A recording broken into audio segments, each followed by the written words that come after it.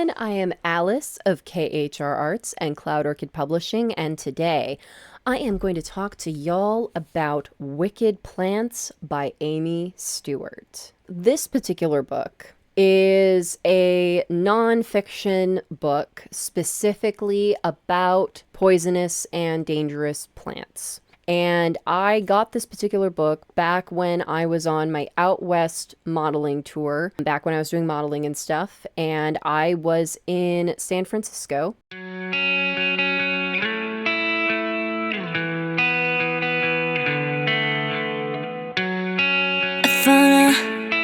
Found a few pieces on my heart. I know I was missing something, yeah. Nah, it's not a me feel like I'm down, cause I always find another way. My mama said I'm a treasure.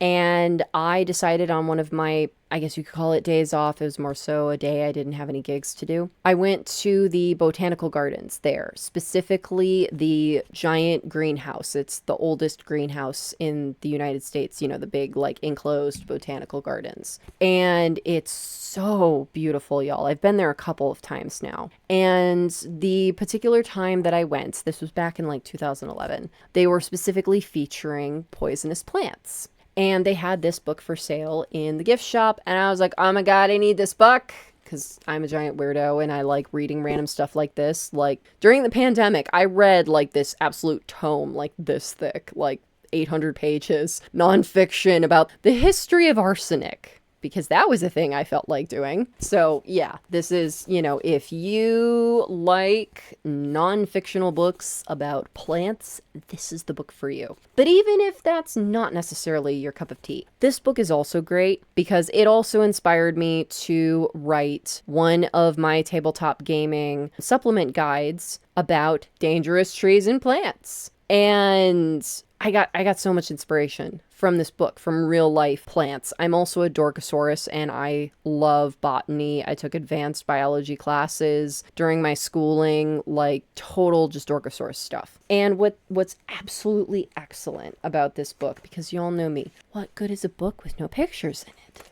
This book has plenty of pictures in it. And what I love about these pictures is that they are like the traditional naturalist style pictures, the craze, the naturalist craze in the 1800s, where people would like go to places and then they would like find like bugs or birds or plants and stuff, and they would like have these little journals where they would like draw them and like write little notes and stuff. That's pretty much like what this book is styled to be like. So there's lots of pictures, there's lots of fun little facts and stuff, but it's like very engaging. It's not dry like a textbook, even though I will totally read a textbook and have a fun time, but that's not for everyone. But the way that things are like presented in this book is fun and engaging. It's not just dry like this plant is like this and has these qualities and blah blah blah. Like it actually kind of like is almost story-esque. So for instance, I'm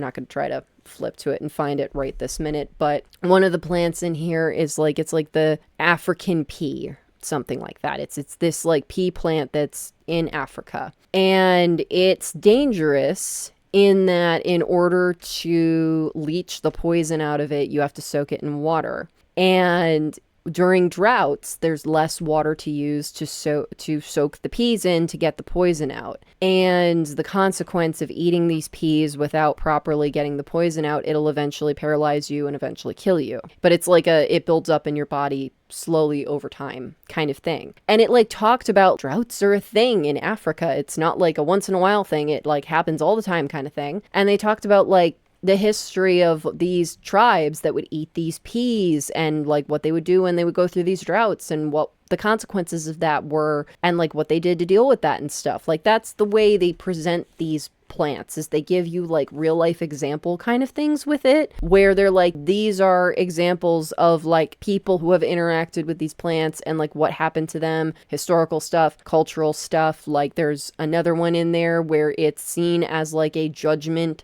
If you're like accused of doing a crime, they make you eat this particular plant. And their belief is that if you are guilty, you will die. If you are innocent, you will live. And what was so cool was the science behind why it worked. Was there would be people who would eat it and they would live. They would be sick, but they would live. And then there were people that would eat it and they would die. Of course, that had no correlation to whether or not they were actually innocent or guilty. It did a little bit based on human behavior, and it had to do with that the people that were innocent would usually just like chew it up real fast, like, okay, let me just get this over with so I can get out of here. And because they chewed it up so fast, it would like release all the stuff at once and they would immediately throw up. Their body would purge it so they would live. You know, they didn't ingest all of it. Whereas the guilty people would put it in their mouth and kind of chew on it real slow, take their time, be like, I don't want to finish this task because I don't know what's going to happen to me if I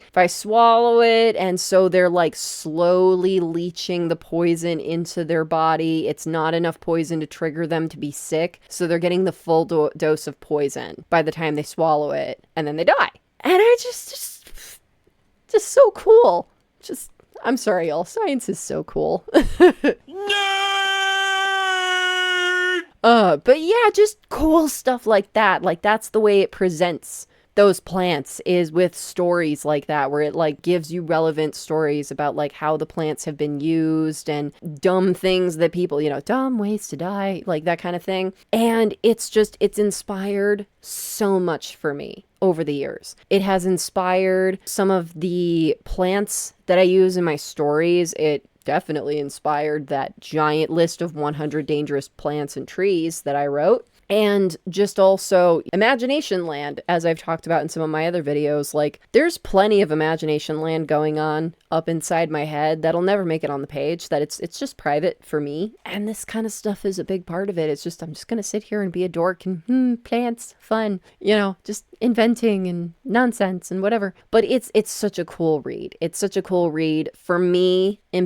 Anyway, it was a fast read. It was very easy to read through it and get through it quickly. In terms of that, like, the font is a little bit bigger than it is in like typical books, and also the way that it's laid out. Most pages don't necessarily have a full page of text. There's a lot of pictures that break it up. There's also a lot of sections where, you know, it'll be like this, where it's like a section of text within a section of text to like present other points or ideas and stuff. It's not like necessarily like a full big book that you just have to like straight read through. There's like a lot going on, and each chapter is about a singular plant. So, you know, it's really easy to like set for yourself, like, okay, I want to read about 5 plants today. That seems like fun. You can set that for yourself. You don't have to like read it all the way through. Like, it's definitely something that you want to kind of sit and think with and digest it. You know, pun intended, I guess,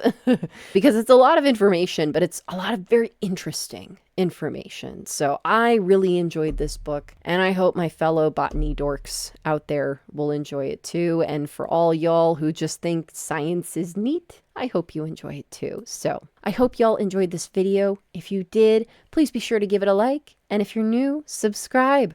All right, y'all. Thank you so much for watching. Take care. Bye-bye.